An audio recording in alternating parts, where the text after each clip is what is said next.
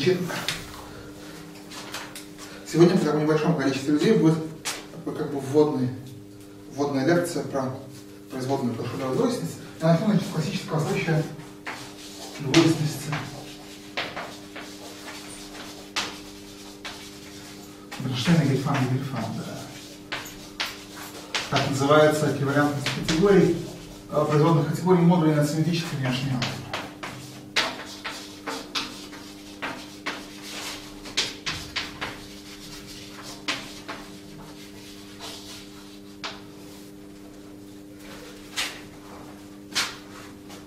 Утверждение состоит в том, что производная категория, ограниченная производная категория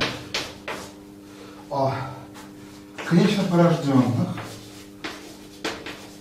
градуированных модулей над симметрической алгеброй векторного пространства V эквивалентно, опять же, ограниченной производной категории конечно порожденных градуированных модулей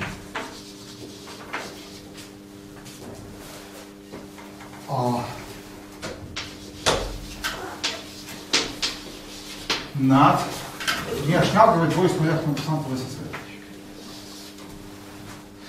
Еще раз. Утверждается, что производная категория конечно порожденных градуированных модулей над симметрической алгеброй векторного пространства и внешней алгеброй двойственного векторного пространства эквивалентна. Значит, определяется эта эквивалентность в сущности тем условием, что тривиальный неприводимый модуль внешней алгебры, рассматриваемый как объект производной категории, переходит в свободный градуированный модуль SFR. Вот. Давайте, можно задавать вопрос? Да, конечно. Просто я как-то привык, что двойственность Бенштейна-Гельфанда это следующее утверждение, которое использует, что вот эта правая производная категория это категория Серра. То есть это утверждение, что если профакторизовать вот эти конечно порожденные модули по конечным слева, то справа это будет категория конечных модулей, фактор по проективному. Да, значит, я вот не хотел бы утверждение, давайте я скажу, что по большому счету верно и обратно, и К переходит в... Тут надо аккуратнее, давайте я скажу, что К переходит в лямбда от В со звездочкой. Это все равно проективный индуктивный градуированный модуль. Но давайте я пока сотру. Чтобы замечать, что я ответил на этот вопрос. Соответственно, значит, конечное модуль включения, здесь то, что порождено в Х, они переходят здесь в то, что порождено в проективном модуле. Вот. Значит, экст. Значит, почему такое вообще возможно? Мы просто знаем, что экст над лямбда со звездочкой с К в К изоморфен с Ф как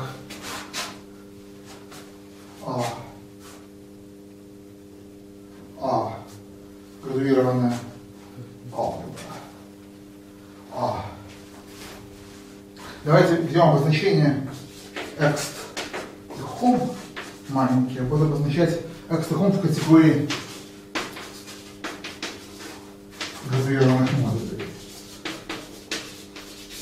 То есть то, что нас интересует для построения такого рода эквивалентности. То есть это просто морфизмы и решения однородной степени.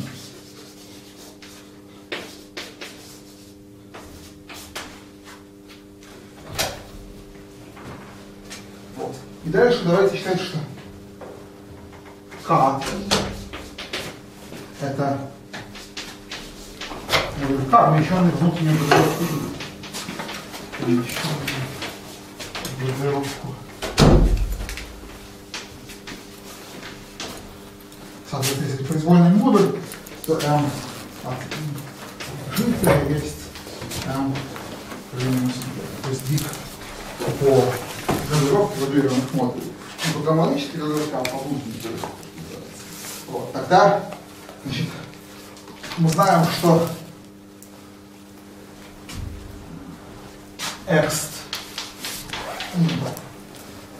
лямбда в s звездочки из k в k и равно s и v. Это такая кашуля диагональная, которая размещается. X на кашуля. Вот. А хом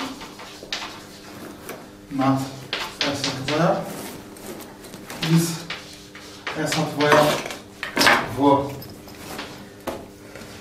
s от v от минус i равен s и t от v. Вот, значит, здесь имеется x, то есть гомологическая градуировка сдвинута тоже на i. А здесь только хом. И кроме того, здесь стоит i, а здесь минус i. Так вот у нас проще.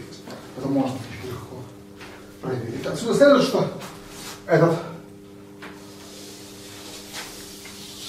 функция должен дальше продолжаться условием, что k от i переходит в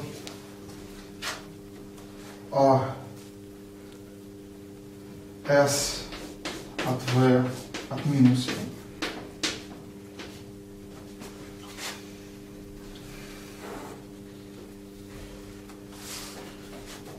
Когда, значит, ровно нетривиальное x между неприводимыми модулями будет соответствовать нетривиальным морфизмам между сдвигами симметрических, между сдвигами свободного лога симметрического. Значит, если хотите построить этот функтор в определить этот функтор на провизионных модулях, не только на непрекратимых модулях, или на провизионных комплексах, он будет переводить комплекс модулей n от внешней алгебры в хом над лямбда от s звездочки из комплекса кашуля k лямбда от s звездочки s от v. Звездочки, комплекс кашуля бывает у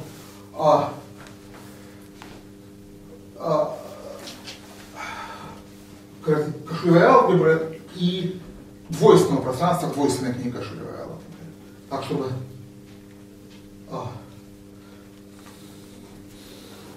у А и А сохраняющих со звездочкой. Такие две вещи надо там перемножить, чтобы получилось. Хом из этого знаем. Конкретное пространство это то же самое, что все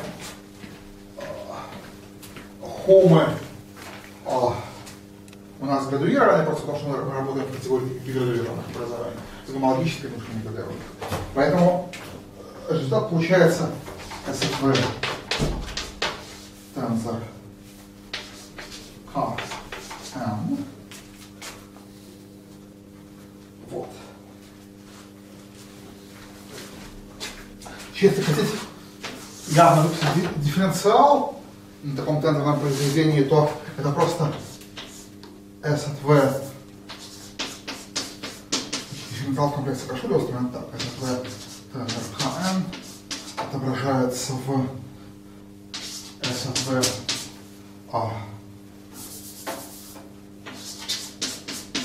тензор KV тензор Kn, или это отображается в обратном S от V тензор Kn. Где стрелка, значит, вторая стрелка это умножение S от V, а первая стрелка связана с действием в S от звездочки на n.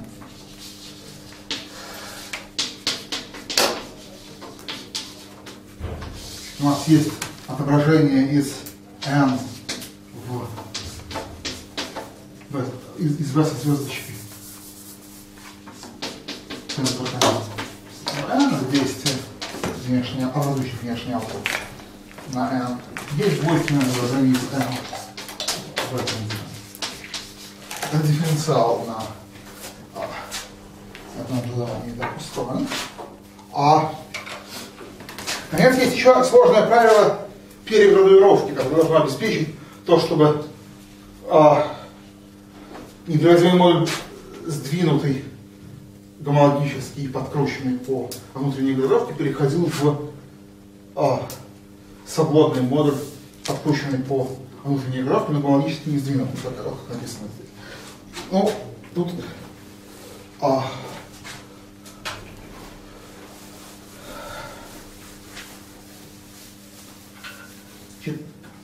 если я ошибся, выписывая эту формулу, вы можете перепроверить и исправить. Но мне кажется, что выглядит это так, что если у нас есть комплекс модулей n, g, с дифференциалом d из n, g плюс 1, и сверху гомологическая градуировка, снизу внутренняя комплекса, то он переходит в аналогичный комплекс m и g. Из m, g плюс 1. Вот. И m, g, и есть прямая сумма по p плюс q равно g, sp от v, тензор m и плюс q минус q. Такие сложные правила отнекаются за то, что мы имеем дело не с даже модулями, а с комплексами модулей, комплексами объекта Абелевой категории модулями, градированным кольцом просто. Вот, поскольку в кашуле двойственности есть это вот что технология находится на диагонали, как бы в направлении этой диагонали нужно сдвигать гомологическую градуировку, соответственно, он сдвигается.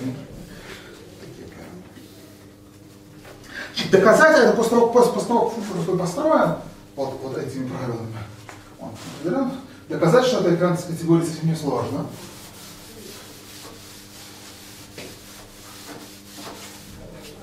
Надо, конечно, проверить, что он переводит k и g в такую символическую скалу, это совсем просто. И дальше надо проверить, что он переводит вот группы X между k и k, которые определяются этим правилом, в соответствующие группы home, что это отображение действительно не просто переводит нужные модули, но и индуцирует изоморфизм на нужных группах home между ними. Это надо просто проверить, но это связано с тем, что home X может быть из комплекса кашулы, и комплекс кашулы из этой конструкции. Вот. Дальше надо просто сказать, что производная категория нечто порожденных вариантов модулей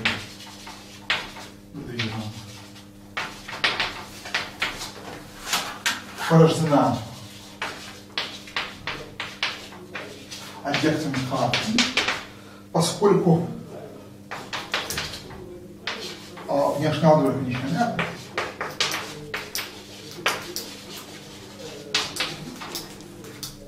Вот. И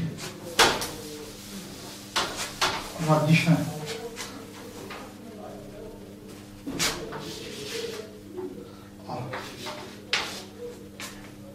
производная категория принципа порожденных градуированных модулей симметрическая, порождена свободными модулями.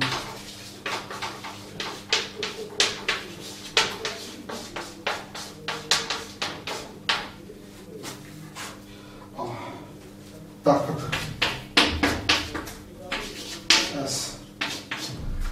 В. Что здесь важно? Ну, это ограниченные комплексы. Порождена как аннулированная категория. То есть все объекты можно получить из образующих с помощью конусов и сдвигов. Аналогично. Вот. Как это надо понимать? Есть конечный комплекс модулей. Он конусами складывается из своих модулей когомологии. Дальше у каждого модуля когомологии можно написать резервиант. А это будет конечная свободная резервиант. Значит, тут важно несколько моментов. Во-первых, строго говоря, важно, что S от V важно, что она имеет конечный гомологический размер.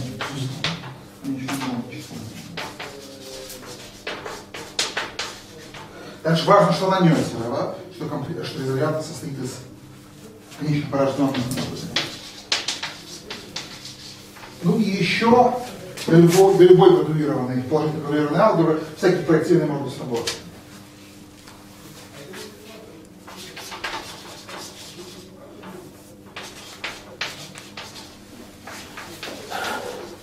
Ну, конечно, порожденные проективные могут быть сработать.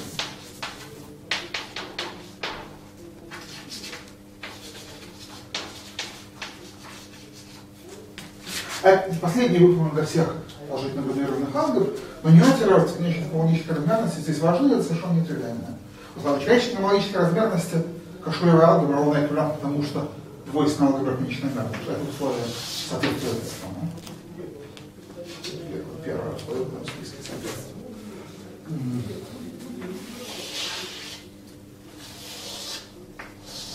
Сложно, которая у нас уже была, но нюансировать дополнительно еще важно.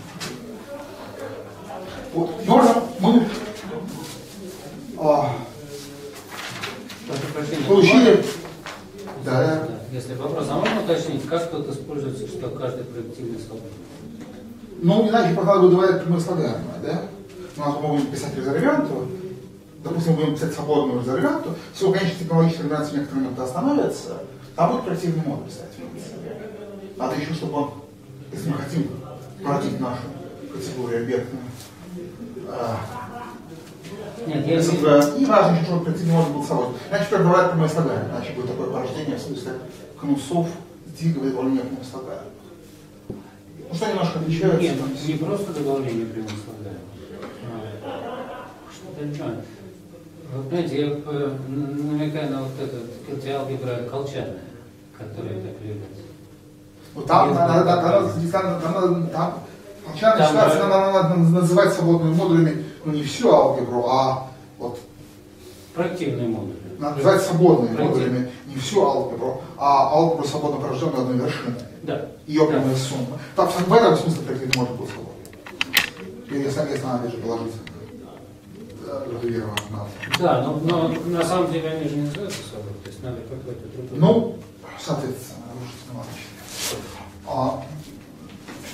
собственно, последнее у нас не так важно, я просто хотел почему, что вот доказательство двойственности в таком виде и конструкция двойственности в таком виде, она очень сильно упирается в особенные свойства симметрической внешней алгебры, и хотелось бы это сильно, а в общем это действительно можно сделать. Давайте я перечитываю, в каком смысле хотелось бы, в каких смыслах хотелось бы это. А в общем-то потом мы обсудим, как это делать.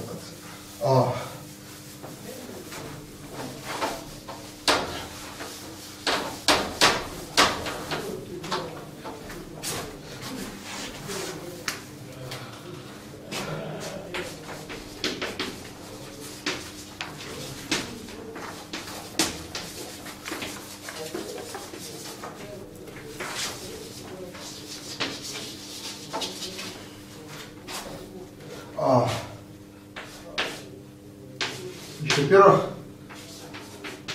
хотелось бы, чтобы алгебры были, если конечно порожденные, то, по крайней мере, не являются конечномерными. Бесконечномерные, бесконечной гомологической размерности. И, конечно, не обязательно нюансировать, вообще не гомологичные алгебры это свободные.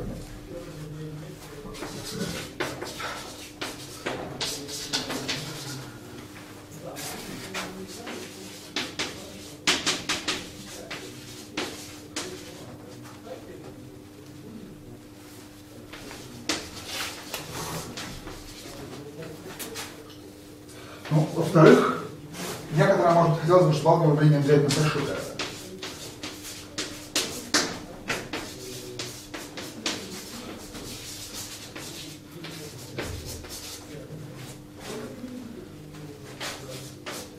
В-третьих, хотелось бы, чтобы конструкция, вот такая, которую я изложил, она существенно градуированная. Да? Мы все время использовали то, что должно что-то происходить в зависимости от внутренней кодировки. Хотелось бы обобщить эту конструкцию на неградуированную. Алгебра и модуль.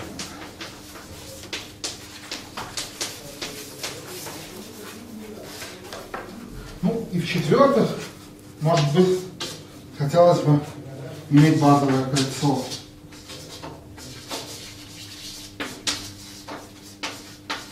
Вместо поля.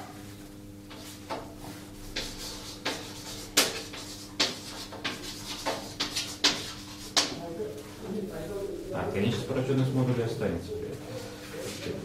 Вот нет. Бесконечно-мерная алгебра и модуль. Алгебра бесконечно порожденная модуль.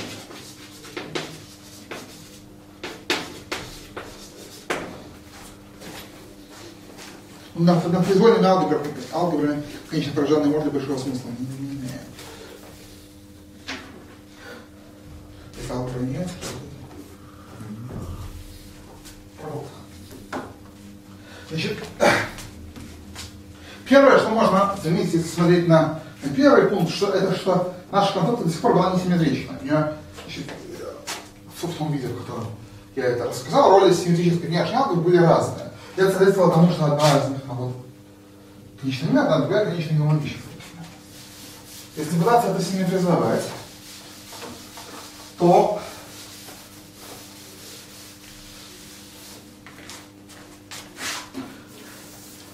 пусть у нас есть алгебра А и алгебра Б, двойственная к ней, то все алгебры пока однородные и квадратичные. Алгебра пока однородная и квадратичная, да. Почему мы пока обсуждаем первый пункт? Вот, если пытаться симметризовать картину для однородных квадратичных кашулевых алгебр, то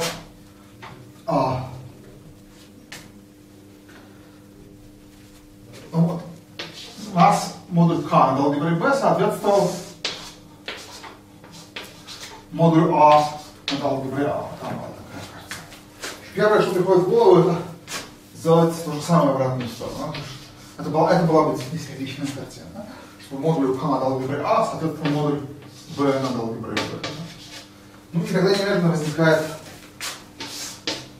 простой вопрос, что имеется естественный морфизм из А в К. У нас же алгебра градуированная, там, в компонентах поля, это фрагментация. Ну и здесь есть морфизм. И этот морфизм немножко в другую сторону. Ну, в ту же самую тоже можно написать. Что? Ну, в ту же самую тоже можно написать. В ту же самую морфизма модулей нет. Морфизма модулей. Морфизм модулей есть. Морфизм вложения единицы не является морфизмом модуля над алгеброй. Да? Только аугментация является морфизмом модуля. Мораль отсюда заключается в том, что есть как бы два случая.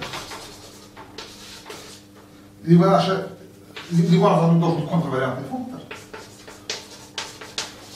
либо антиэквивалентность категории.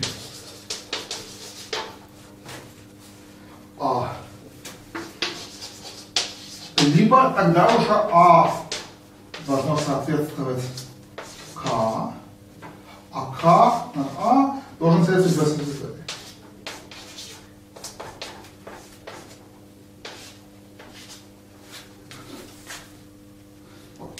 Это то, что я на какое-то время написал, отвечая на вопрос Дима. И здесь роли А и Б опять несимметричны. А Б со звездой это модуль над чем? Над Б, да? То есть Б со звездой как модуль, да? Да.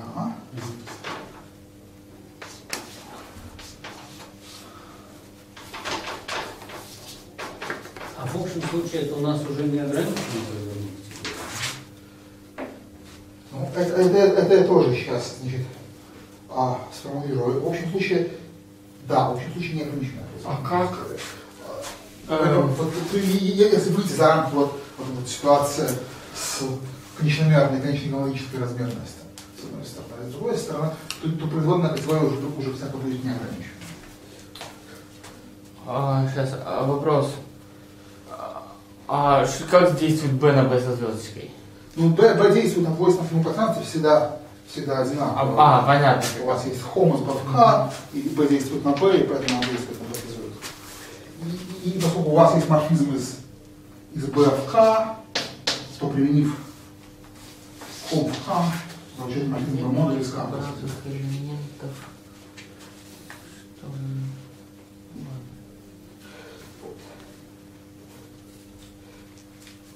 Давайте я еще немножко поговорю про ковариантную и контравариантную алгебру, в которой есть две. При этом, сейчас, но если алгебра не коммутативная, то там минус транспонирования надо писать. Не, надо писать, что левая структура модуля на B со звездочкой происходит с правой структуры модуля на B.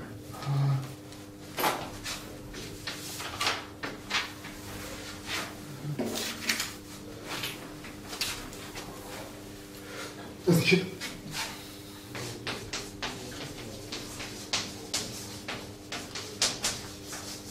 на уровне производных функторов, которые представляют нашу функцию двойственности, это выглядит вот так. Контравариантная двойственность отображает модуль M над A в подходящим образом определенный комплекс, представляющий R над A из M в K. Вот. А модуль M над B она отправляет в аналогичную симметричную вещь. Подходящим образом определенный комплекс, представляющий R над B из M в K. Вот эти две операции грубо обратно от нами.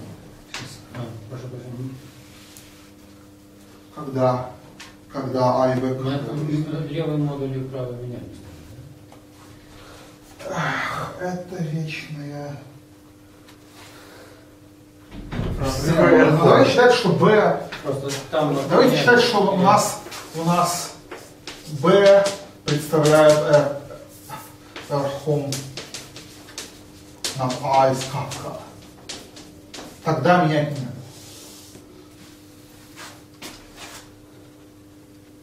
Если так, то тогда вот B действует, прикомпоновывая к модулю, в который идет морфизм, следующий морфизм. Это левое действие. Что такое R-home? Ну, это некий комплекс, представляющий экст. Это не... Это надо было знать перед началом курса. Ну, это стандартное обозначение из логической алгебры, мне кажется. Вот я ответил на наш вопрос. Но... можно написать экст вместо R-home. Это ничего не изменится. Это тот маленький экст. Но это точечка, да? Скорее нет, скорее большой. У нас ведь пока еще все градуированное. То есть и морфизм градуированный, да? Нет, здесь будет, конечно, экст такой прямая сумма всех градуировочных. Всех маленьких экст. Да, то есть это такой вот экст в категории, градуированной категории. Не однородной степени 0, а однородной любых степеней собранных. Вот. А ковариантная двойственность тогда будет несимметрична. И при ней будут соответствовать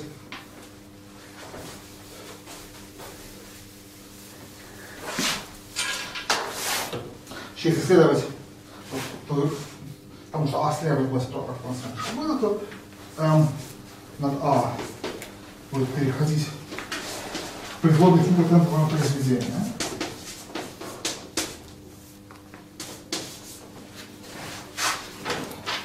А M над B будет переходить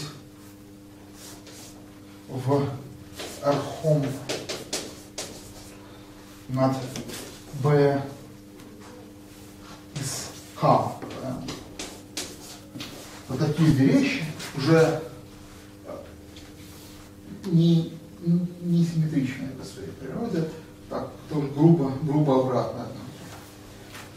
Производное тендерное произведение, оно переведет К в B со звездой, а здесь в такой ситуации К будет переходить в B со звездой, а будет переходить в К.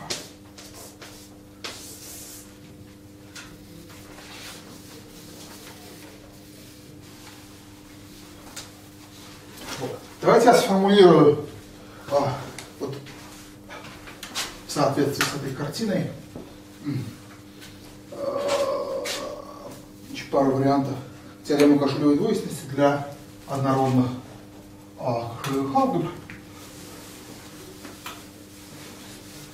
Ковариантный и контрвариант. Пока слово двойственность это не... Двойственность между То есть это звучало просто как предварительное соображение. Это еще не теорема, что это двойственность, в смысле эквивалентность категории.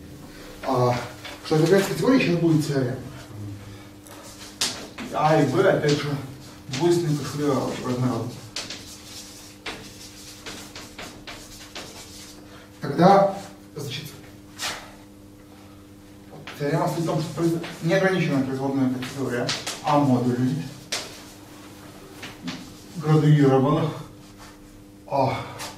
положительными индексами, локально конечно мерных относительно биградуировки, антиэквивалентно производной категории B модулей точно такой же, положительно относительно внутренней градуировки, локально конечно мерно. Вот. А другой вариант состоит в том, что производная категория А модулей градуированных, это же не ограничено без этих условий конечной мерности, вообще только с условием, что внутренняя градуировка положительна. Эквивалентно производная категория B модулей, только теперь еще это будет правый модуль. Опять же с положительной внутренней градуированных, теперь с отрицательной внутренней градуировкой. Опять же без всяких условий конечной порожденности или конечной мерности.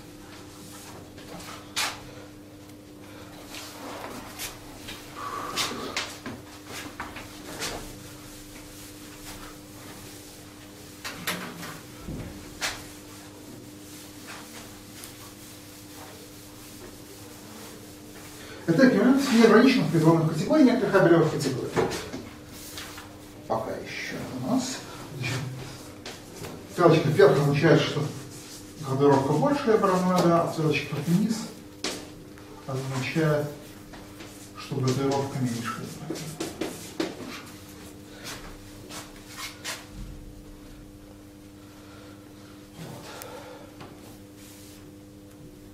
Или можно потребовать, чтобы весь комплекс, являющийся объектом нашей категории, находился выше какой-то прямой, выше какой-то оси по внутренней градуировке. Считая, что у нас вертикально, внутренняя градуировка горизонтально.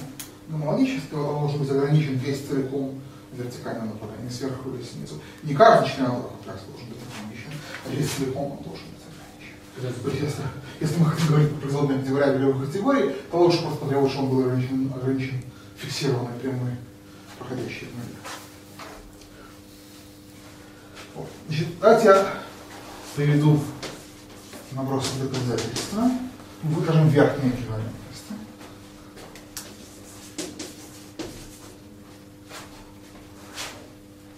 В контрвариантном случае.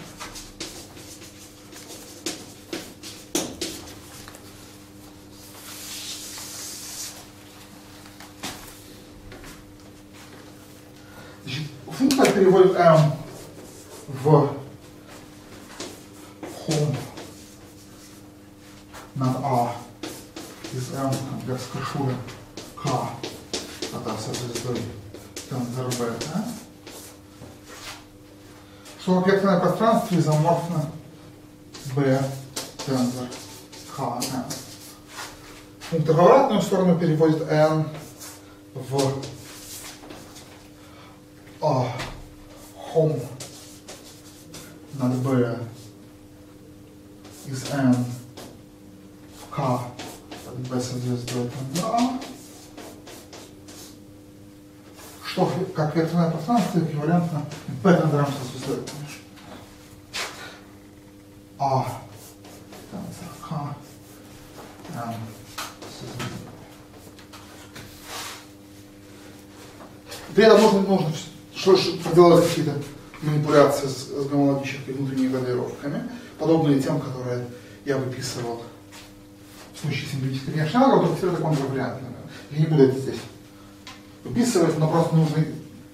Сам по себе комплекс Кашуля, он так переградуирован, и в одной из осей он как бы комплекс модулей над алгеброй, а в другой оси он комплекс, в котором алгебра действует, двигая члены. И, соответственно, нужно вот это перенумеровывать по гомологической кодировке в зависимости от внутренней, для того, чтобы получать комплексы модулей с той и другой стороны. Я не буду это проделывать. Что такое К? Комплекс Кашуля. То есть называется комплекс для такой алгебры, да? То есть эту алгебру еще умножить на ее собственную. Я раньше писал не гендерное произведение, а запятую, да? Я не знаю, я же не был раньше. Нет, я отвечаю на вопрос предыдущий. Запятую, но как векторное пространство это гендерное произведение. Того, между чем стоит запятая, а дифференциал, вот дифференциал комплекса Кашуля. Давайте я сейчас про это. То есть вы заменяете просто алгебру на резолют, или это было уже доказано? Никаких резолентов здесь пока что не было. Вот просто я тензор нажал на комплекс Кашуля. Функторы Кашуля точны в этом смысле. Они не нужны брать резолютные функторы. По крайней мере, на поле. Вот.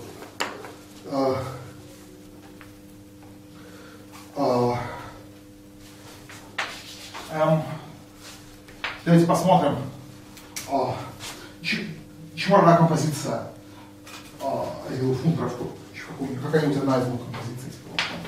M переходит в B тензор K, M со звездой, и это переходит в A тензор B со звездой, тензор M. Ну вот теперь совершенно понятно, M у нас модуль А. Теперь совершенно понятно, чему равен дифференциал на получившемся у нас втором тензорном произведении. У нас есть элемент E из А тензор B, да? Элемент следа, который равен нулю в КД, да? Который есть в любой паре двойственных квадратичных алгебр. Ясно, что из двух слагаемых. Одно слагаемое как бы рождается при действии первого функтора, а другое при действии второго функтора. Вот здесь надо умножать на E, и здесь надо умножать на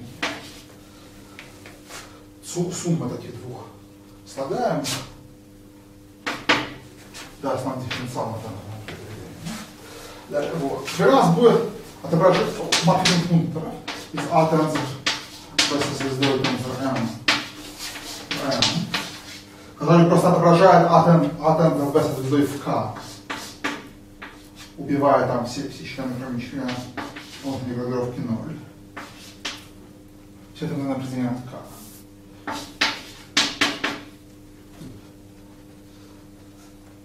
Сражается K, и индуцированное отображение, и будет морфизмом комплексов модулей. Ну и то, что нужно проверить, это что это квазизоморфизм. Ну и дальше применяется стандартный прием. Мы знаем, что снизу квазизоморфизм.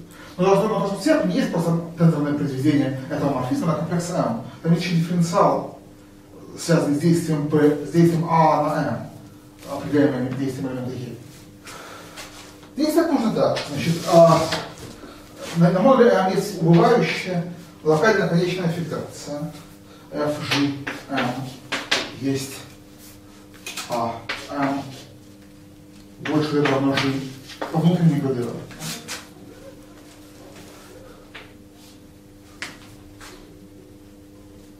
Вот. Значит,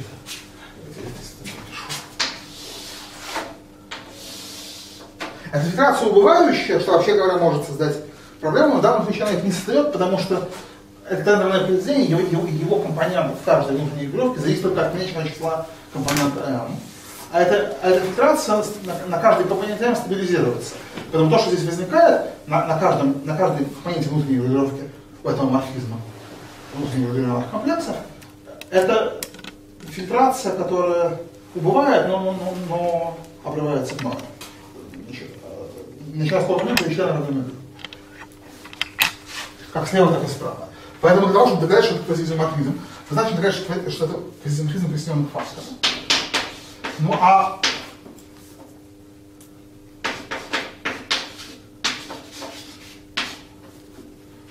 присоединенный фактор этого морфизма, это он определяется применением той же конструкции к присоединенному фактору модуля m. Да, это фиксация под модулями, конечно. Да?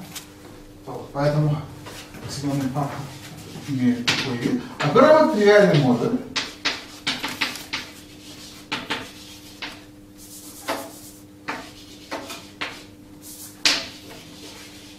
Тривиальным действием положительно неградированной части. Да, поэтому положительно неградированной части.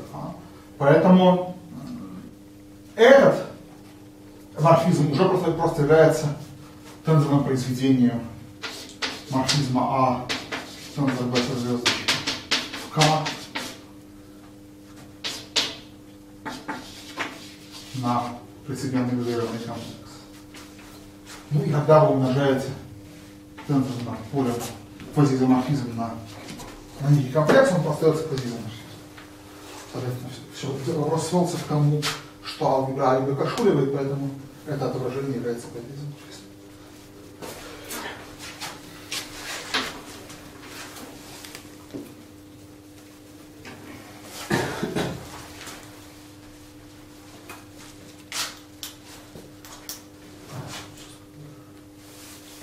Это же в точности m, да? Да, но с тривиальным действием А.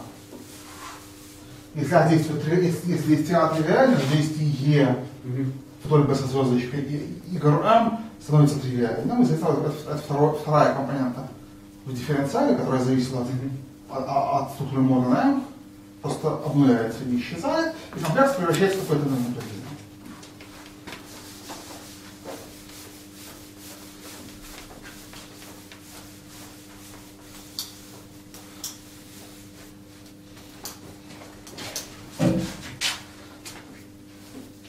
Ну, можно визуализировать более неформально, да, нужно сообразить, что каждая компонента внутренней градировки в этом морфизме комплексов, это морфизм фильтрованных комплексов с конечной фильтрацией, которая, значит, стабилизируется как фильтрация всего, как весь комплекс в одну сторону, и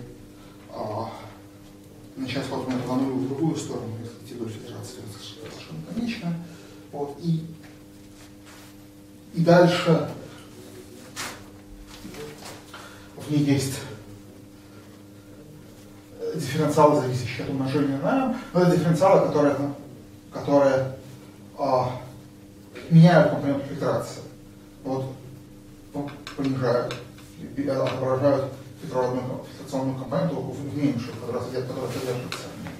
И, соответственно, вспоминаем последовательности, этот дифференциал сначала не будет чувствоваться и получится просто изоморфизм двух спектральных последовательностей на каком-то уровне.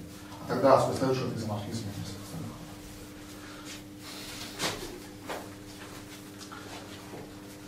Типа общая ситуация, что есть конечная федерация на обеих сторонах морфизмных комплексов, и морфизм присоединенных факторов является квазиизоморфизмом, и исходный морфизм комплексов тоже является квазиизоморфизмом.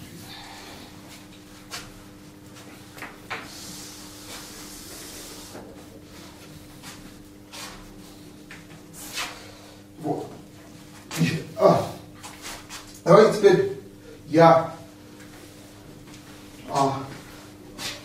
Приведу план пример, показывающий, что избавиться от условия, чтобы внутренняя кодировка положительная или отрицательная в этих формулировках нельзя. Уже вот в самом простейшем случае, который можно придумать с парой кашулевых алгебр, если рассматривать комплексы неограниченные по внутренней кодировке, то или модули неограниченные по внутренней кодировке, то такая экранская категория нарушается.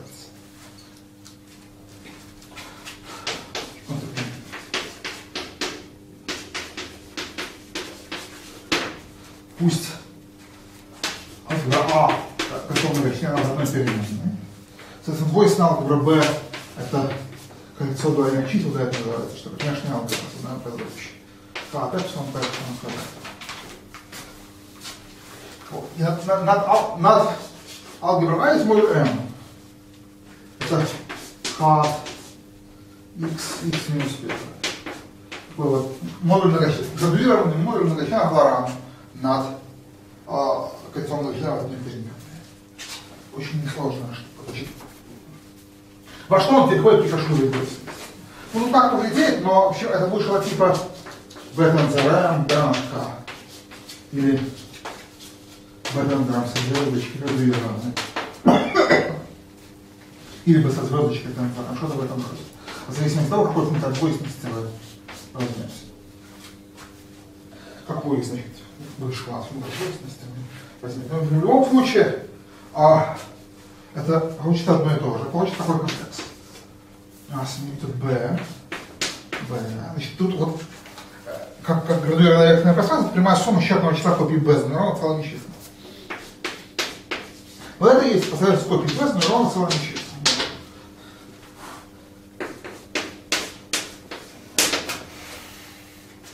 Ну а все дифференциалы здесь будут умножениями на эпсилон. Как-то очень нетрудно делиться.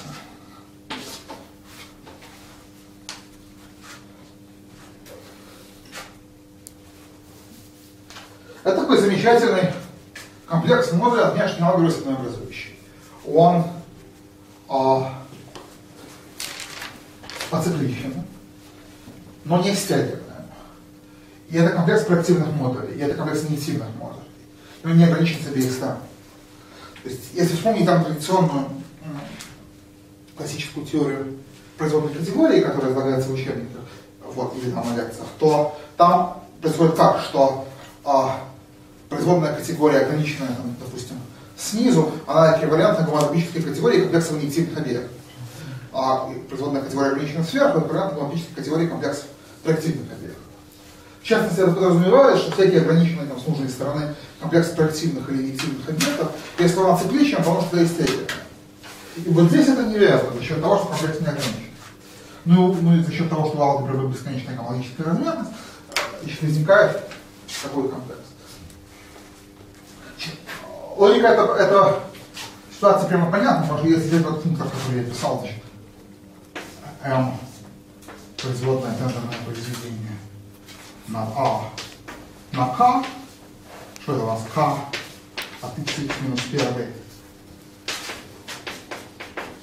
производное тендерное произведение над К от x на К, но это равно нулю. Как? Ну, как гомология у него все равны нулю. Так что это не так уж удивительно. Но теперь у нас есть этот комплект, который как бы явно представляет этот нулевой производный функт. И вопрос собственно, в том, что с ним делать. Если мы хотим иметь эквивалентность категории, эквивалентность производных категорий, то не нулевой модуль m должен быть не нулевой объект. А этот объект так вроде как нулевой.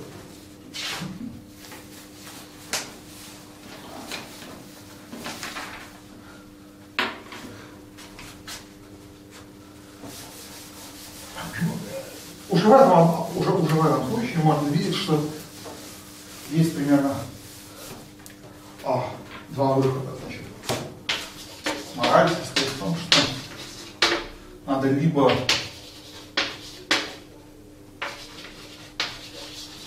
запретить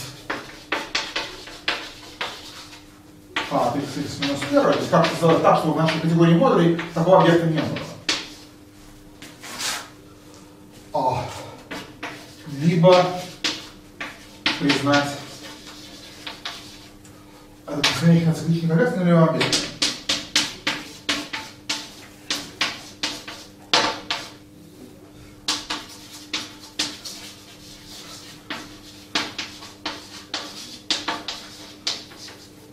И действительно,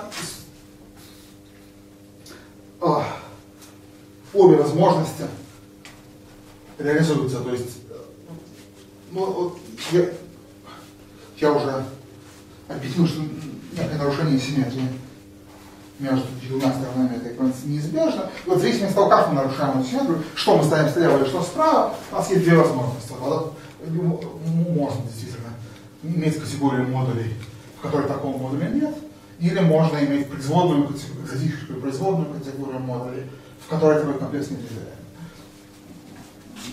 Об этом, собственно, пойдет речь дальше. Вот. Ну, решение связано с тем, что просто запретить отрицательные или положительные кодуированные модули, тем самым, то есть потребовать, чтобы модуль был по кодировке ограничен, и тем самым запретить такой вот модуль k от x минус 1. Он, конечно, возможно, но проблема с ним в том, что на некодуированные модули может никак не рассчитываться. То есть надо иметь тогда способ запретить k от x минус 1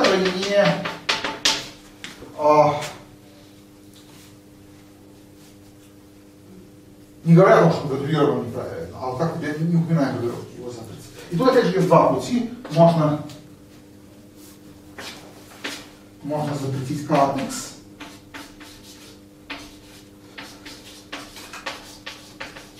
как модуль k от x, а можно запретить наоборот k от x минус 1 фактор k от x.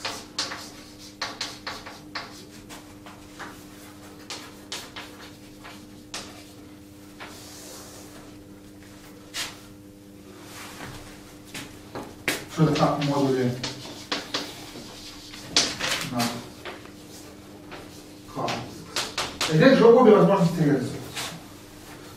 Существует категория, естественная категория модулей интеграционного выхода, в которой нет модуля k от x, похожих на него. Это называется категория по модулю. И существует естественная и существует естественная категория модулей, в которой вот такого, наоборот, нелепотентного, бесконечно делимого модуля нет. Это называется категория контрмодуля. И, соответственно, вот этим необходимо сделать эти выборы, как бы варианты кашулевой двойственности так разветвляются.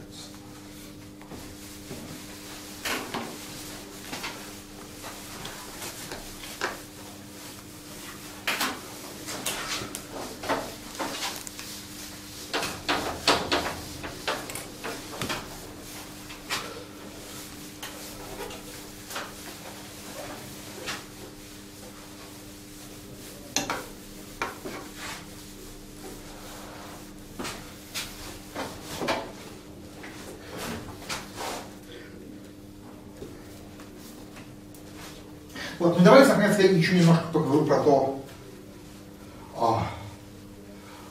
как избавиться от требования, что алгебра Кашулера.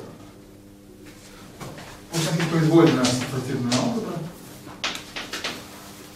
Это вот попытка 2 плюс 3 осуществить. Да?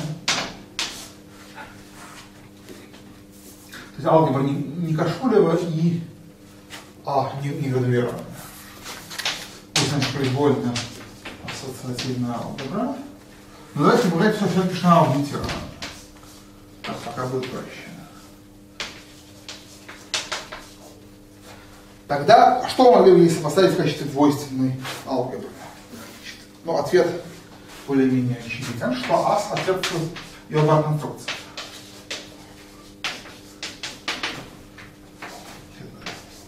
К выражается нулем. А плюс идеал умножается. А плюс. А плюс. А плюс.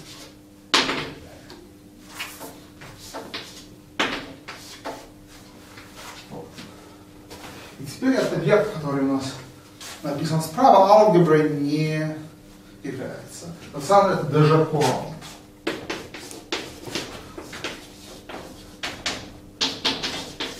А отображение там это умножение... Умножение и изнакомерная сумма. И вот дифференциал на бар-конструкции, связанный с умножением в алгебре А, он не сохраняет умножение, он не согласован с умножением на тензорной алгебре А+, которая здесь написана. Он согласован с коумножением на тензорной алгебре А+. И, соответственно, путь, который мы шли при обсуждении кошелевой двойственности в ситуации финично порожденных однородных кошелевых алгебр, состоит в том, чтобы дуализировать это дело, то есть перейти к двойственному комплексу, который будет даже алгеброй. Но, значит, дуализировать технично-мерное векторное пространство, то есть часто бывает не очень хорошо, но потому что на нем образуется топология, и либо надо ее забывать, и это уж совсем глупо, либо надо ее помнить, и тогда мы еще не добились тем, что мы дуализировали, потому что мы получили две другой категории. Мы смогли с тем же успехом как бы остаться сходным дискретным векторным пространством. Вот. И дальше можно сказать, что вот проблема, что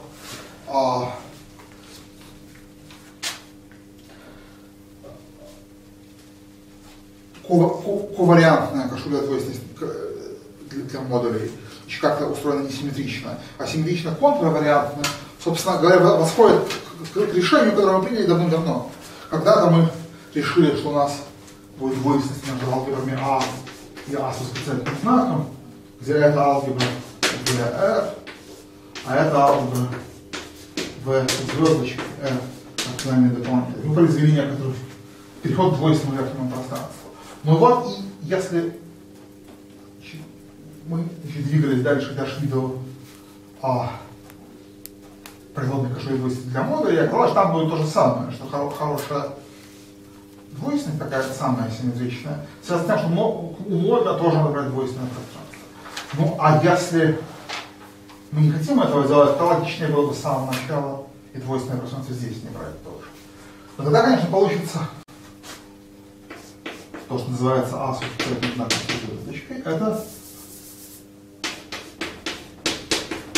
просто Х плюс А1 плюс соотношение А плюс РА.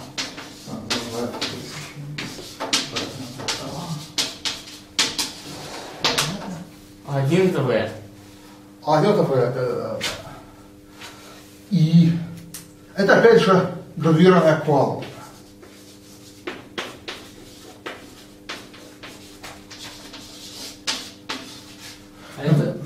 Это для любой градуированной алгебры? А, да. Это конструкция для классической алгебры А. То есть это диагональная подкоалгебра в торах, да? Это, ну да, диагональная подкоалгебра в торах, или, собственно говоря, это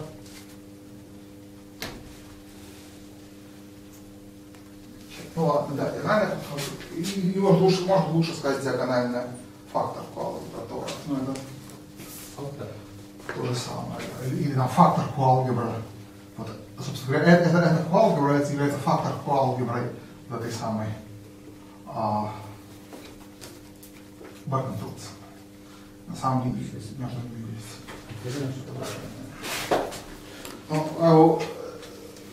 Фактор коалгебры играет ту же роль, что под алгеброй, так вообще считаю. То есть их много, а под коалгеброй мало. В данном случае, ну, в связи с дублировкой, все равно как-то вообще говорят, тоже. Значит, вот. Вообще это все приводит нас к необходимости обсуждать коалгебры и комоды, то есть, в чем состоит график.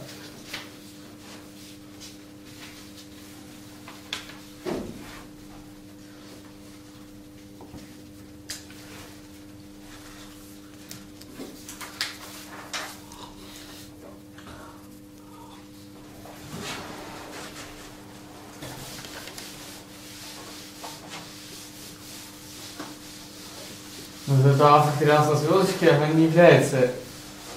Сейчас, оно является градуированной звездочкой, как векторное пространство от А-факториала? Имеется в виду, конечно, градуированное двойственное пространство. Но здесь нужно заметить, что А-факториал таковой нам не нужен. Вот если у нас есть, допустим, если алгебра А квадратичная, Да, наверное, является. Но А1 бесконечно мягко. Вот такая типичная ситуация, когда нужно рассматривать двойственную алгебру. Тогда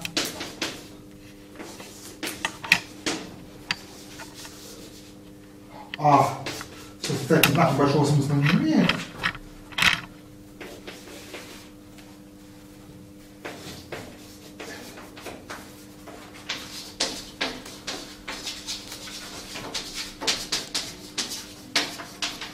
А смысл имеет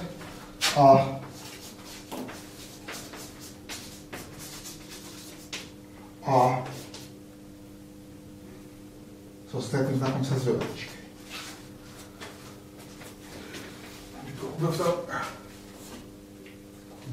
Ну, если уж так совсем корректно, то надо сказать, что А с отрицательным знаком будет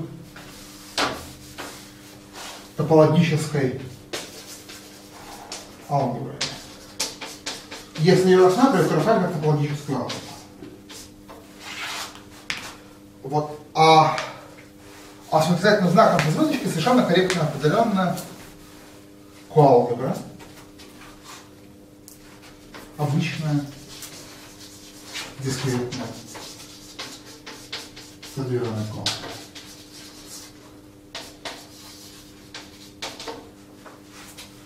Вот, которая для ее определения не нужен никаким двойственным пространством, можно просто написать такую вот, прямую сумму, как здесь написано, а дальше будет более длинные пересечения.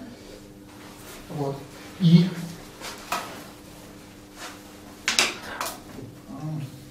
получается такая двойственная коалгебра в квадратичной алгебре, которая имеет смысл бесконечно порожденной ситуации. Хорошо. Давайте считать, что это достаточно все вместе мотивация для сейчас единственное, что можно сказать, что в этом случае А это прямой предел конечно порожденных подалгебр, а со звездочкой тогда обратный предел. Сейчас А с отрицательным со звездочкой это прямой тоже предел. Это тоже прямой. А тогда А просто с отрицательным знаком, это тогда будет обратный предел. Да. Да. То есть это будет прямой предел фактор алгебры? Под алгебры. Понятно. То есть так же, как А в А, да? Коалгебра, комодули, контрмодули.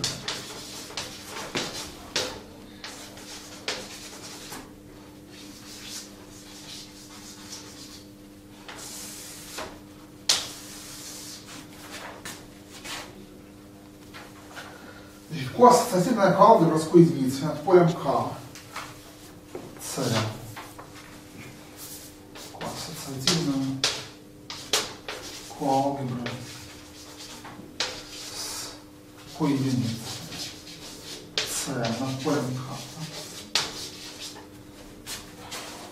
Это векторное пространство.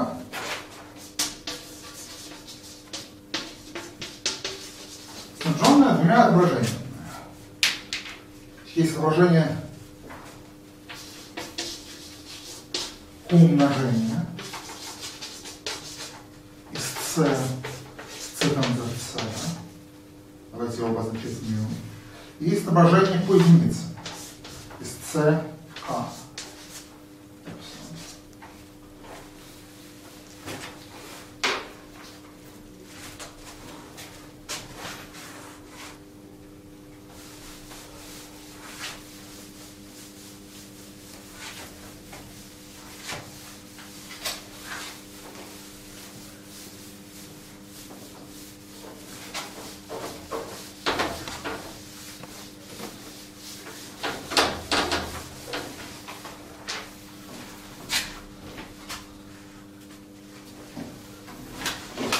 Вот. Такие что?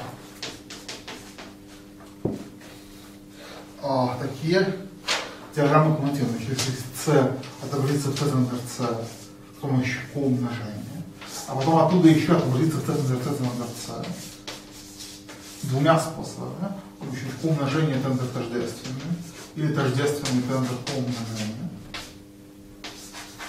то две полученные композиции совпадают. Это аксиома коассоциативности. А аксиома коединицы имеет лишь здесь C отобразится Q умножением C тензор C, а отсюда двумя способами отобразится обратно в C. Эпсилон тензор тождественное или тождественное тензор эпсилон. То получится тождественное отображение C. Обоими способами получится тождественное отображение C. Это значит, что наше отображение эпсилон является левой и правой коединицей. Их левый C-модуль. Это опять же градуированное векторное пространство. Не градуированное, просто корректное пространство. Что это? Вот. Плюс отображение левого цепка действия. Левого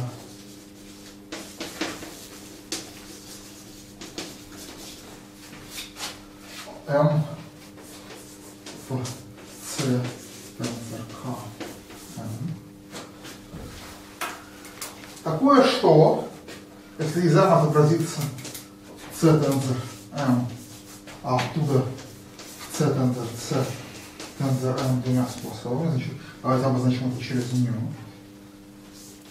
Здесь имеется μ Q умножение тензор тождественное или тождественное тензор μ. То две композиции будут совпадать, а если отобразится из M в C тензор M, а потом в M Q умножением, а здесь по единице тензор тождественное, то композиция будет тождественной. Вот, значит, так получаются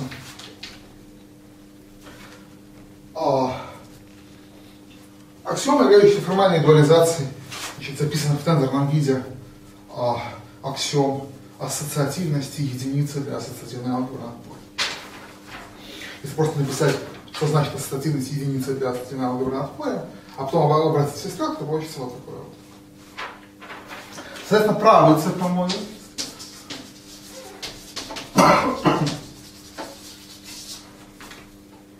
вот. M. Это опять же векторное пространство, снабженное отображением из M в M тензор C, удовлетворяющее совершенно аналогичным двум уравнениям.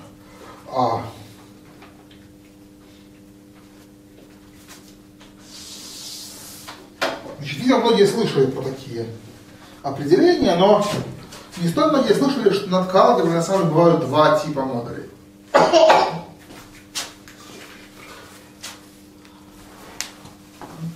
Значит, кроме левых и правых Q-модулей, бывают еще левые и правые контрмодули. Это другой тип модулей над Q-алгеброй не менее важный. И такой вот как бы их лучше рассматривать аналогично или параллельно. Это действительно. Контрмодули это вы придумали? Нет, контрмодули придумали Эленберг и Мур в 1962 году вышли, кстати, в 1965 году. Вот.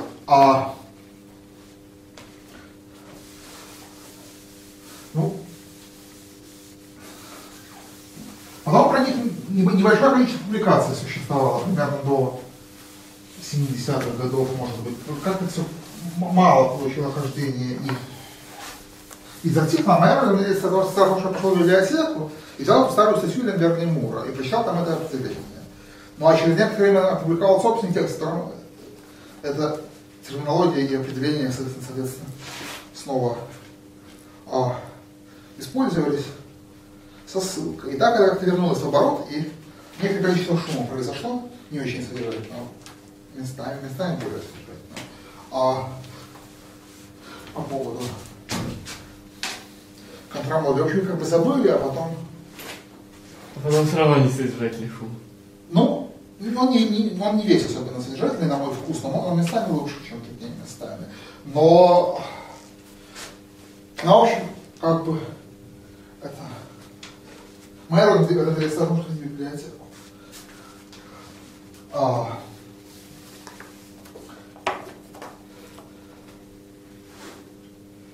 Вот.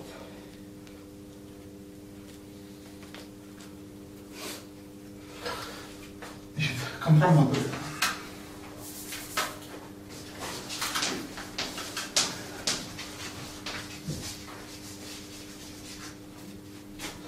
Левый центр контрамоды.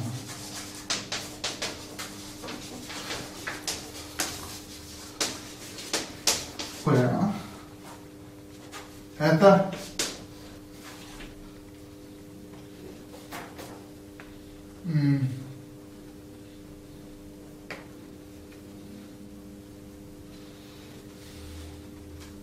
поверхностное пространство.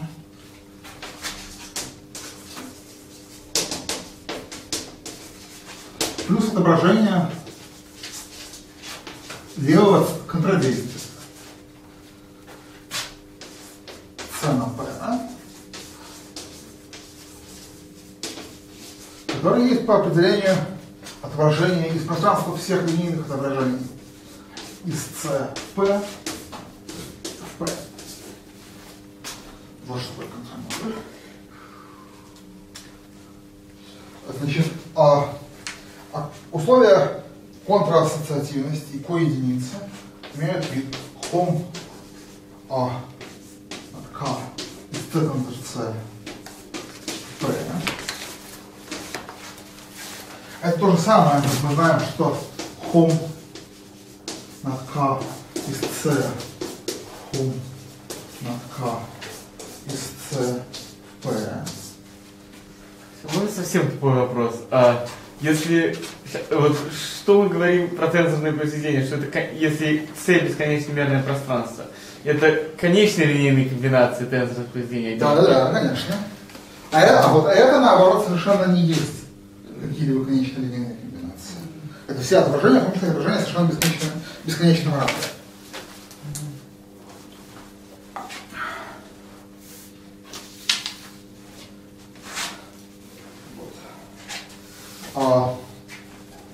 Отсюда есть два способа отобразиться в хом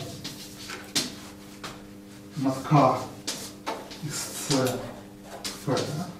Во-первых, у вас вот имеется хом К из С тензор С в П, и С отображается тензор С отображением ко-действия, ко-умножения. Поэтому здесь есть отображение двойственное к отображению ко-умножения.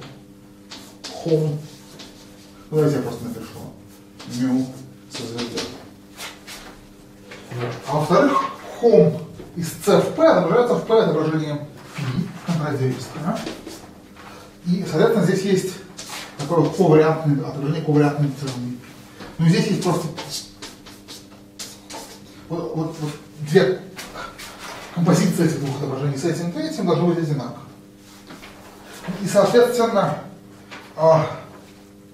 P в хом К из С в П отображается отображением двойственным к единице в С. И дальше отображается отображением контрдействия. Композиция должна быть тождественным отображением. Это отображение, это уравнение к единице. Объясните, пожалуйста, еще раз, что такое пи? Это вот оно тоже.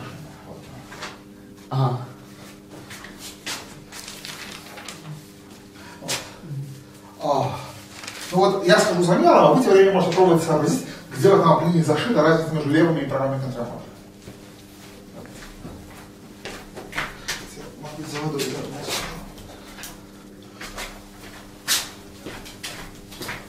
То есть нам предлагается по этому левому определению придумать правое. Вот здесь одновременно написано определение левого и правого, то надо понять, где.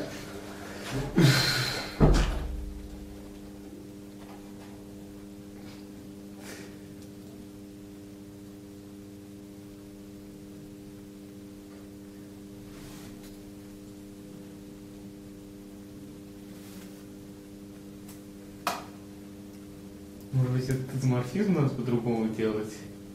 Какой-то хом надо в обратную сторону сделать. Непонятно.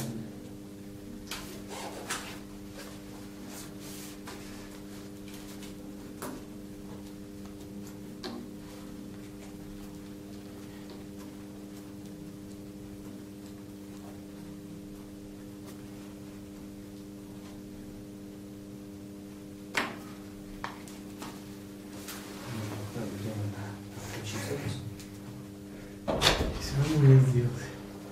Так. Ну, что...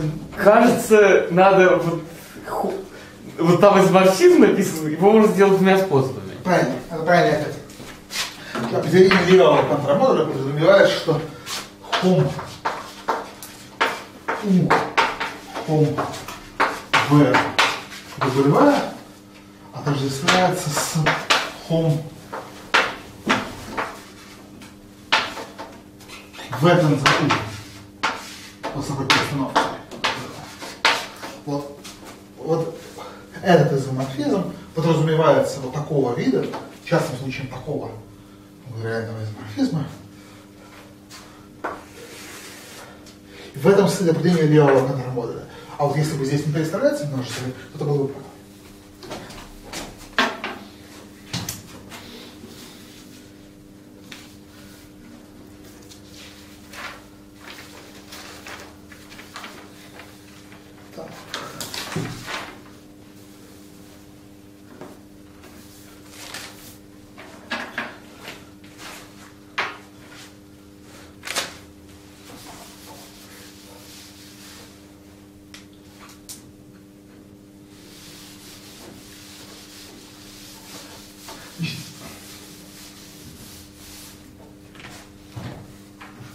А можно понять, что соответствует при какой-то двойственности между алгебрами и алгебрами, что соответствует контрмодулям, а что комнатам? Давайте я скажу, что как бы модули над алгеброй, они одновременно как бы и контрмодули тоже. Давайте я скажу про алгебру. Над алгеброй. Для определения модуль над алгеброй это вот это. Это как бы модуль. А контрмодуль над алгеброй это вот надо забыть, что у нас М, К из М. Это как бы контрмодуль. И, конечно, это одно и то же.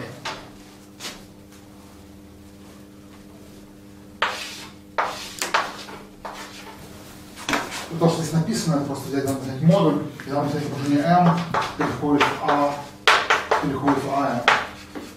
Правда ли, что если наложить достаточно какие-то там условия конечной мерности, то комодуль и контрмодуль тоже будет одно и то же? Да. Если наложить условия конечной мерности, то между всем этим не будет никакой разницы. Алгебра будет то же самое, что алгебра конечномерная, и надеюсь, что модуль, что комодуль, что контрмодуль, все одно и то же. А так вообще конечномерные модули отличаются от конечномерных контрмодулей для бесконечномерной алгебры. Но для конечномерной алгебры они не отличаются даже, когда модуль бесконечномерный. Такая ситуация. Все это мы немножко обсудим со временем. Давайте я пока поговорю про совсем простые свойства по модулю И.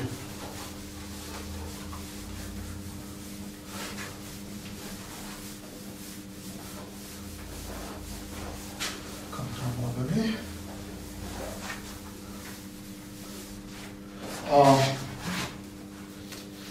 Бывают посвободные. Посвободные левые циркомодули.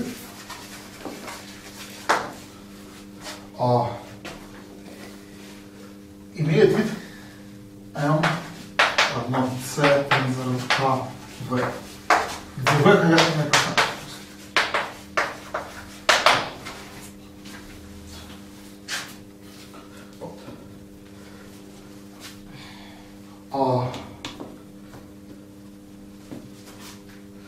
То, что он посвободный, выражается наличие такого правила, что хом циркомодуля из M в C тензор K V изоморфно как корректорное пространство морфизмов на К из МВ. Прежде чем говорить про свободные контрамодули, давайте я скажу еще более предварительную вещь. Сейчас имеется правый С-модуль, то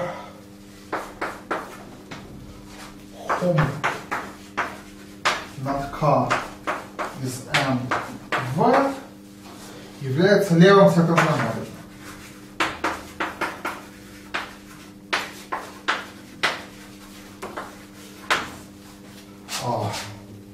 Для любого векторного пространства.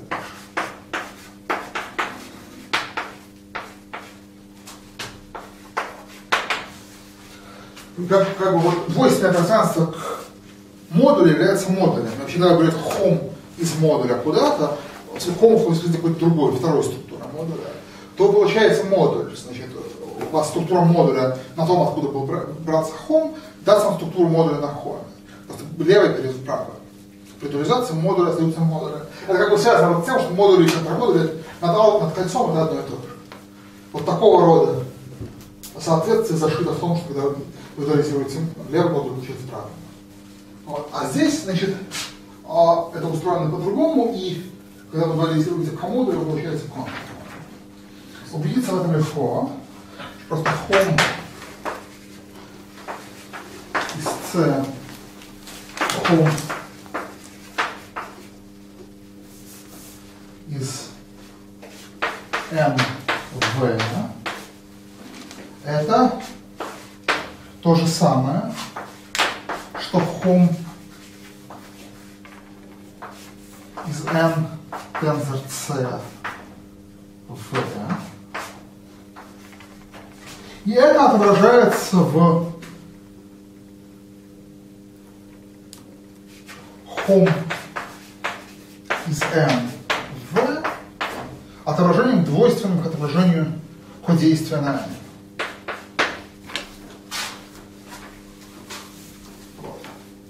Вот это μn со звездой, это как бы π хом К из МВ.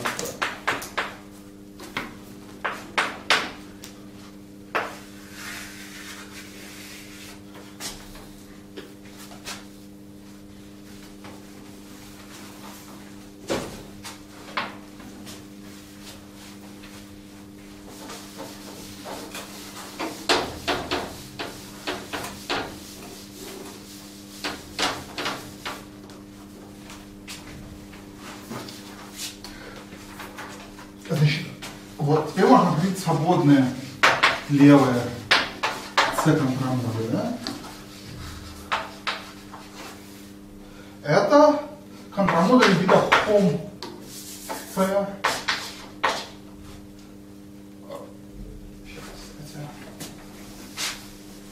Вот с этого надо, чтобы никого не смущать. Хом К из С В. Для любого С-контрамодуля П хом из хом в С-контрамодуле. Я буду писать хом контрамодуля с индексом С сверху, чтобы отличать его от хома комодуля. Хом в категории контрамодуля. Из хом К из С В П изоморфно хом К из В. Давайте вот считать, что это и это у нас упражнение.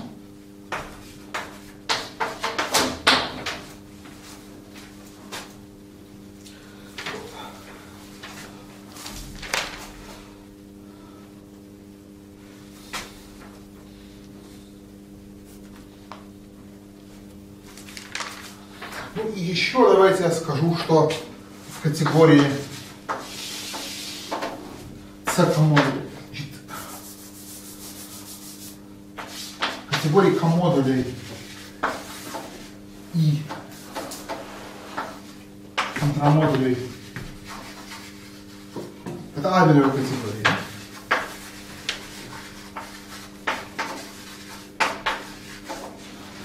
Ядра точечной последовательности это просто то, что является таковыми, как в категории векторных пространств. То есть забывающие функторы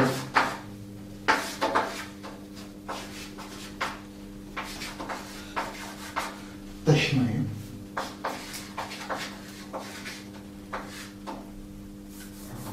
Точные функторы. То есть просто чтобы определить, например, фактор контрамодуль или подконтрамодуль.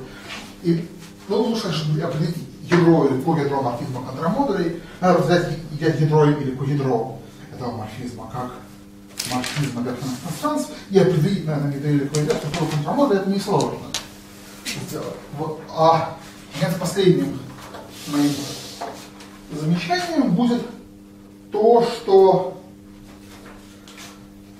значит, вот C-модуля бесконечные прямые суммы точны и согласованы с забывающим фактором.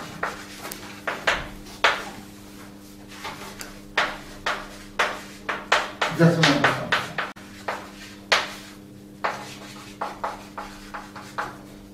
А в C-контрамодулях то же самое выполнено для бесконечных произведений. Но не наоборот. Бесконечное произведение комодулей и бесконечные суммы контрамодулей можно построить, но они плохо себя ведут. Они не точны, они не согласованы. Это не есть просто сумма или произведение в категории векторного пространства, на котором пользуется структура комодуля или контрамодуля. Это нечто другое и более сложно, и значит имеется с этим дело менее. Это все я не буду проверять, я просто оставлю вам, чтобы над этим подумать. Все легко, кроме вот этих утверждений, которые тоже на самом деле являются частным случаем общего логического фактора, про какие-то тангентные категории, такое, монады. Но вот это можно над этим подумать. Так это выглядит не очень интуитивно. Например, да, что хома с хома, это нечто, тогда кажется, что даже вот нечто очень большое, но на самом деле, поскольку хом контрамодуль имеет довольно большая система уравнений на этот хома с хомом, в итоге она оказывается вполне. Вот. А в следующий раз мы разберем пример, когда к алгебре многочленов, двойственная к алгебре формальных степенных рядов, это переменная, просто рядов Тейлора, это переменная, двойственная к алгебре многочленов, что является над ней комодулями и что является над ней контрамодулями, и будет значит видно немножко, как оно все работает. Простите, а если взять такую дискретную алгебру, ну, например, алгебра многочленов, тогда переменная, да? Ну вот по алгебре многочленов тогда переменная, да. Собственно, все алгебры сегодня дискретные, да. По алгебре, да. Над ним как-то очевидно, что такое модуль, что такое контрамодуль. Я объясню в следующий раз. Но... я думал, что вы берете уже эти ряды Тейлора, да? Ряды Тейлора двойственная алгебра. В смысле алгебра ряды Тейлора, а алгебра. Да. Это не так уже очевидно, я объясню. Ну, для комодуля действительно можно оставить в качестве упражнения с обществом, для контрамодулей. Но мне кажется, что это уже посложнее упражнение научим. Вот, хорошо. Можно, наверное, позвать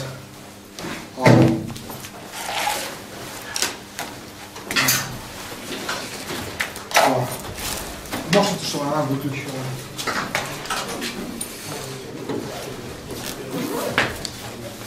Слушай, ну и ты должен сказать. Ну и ты.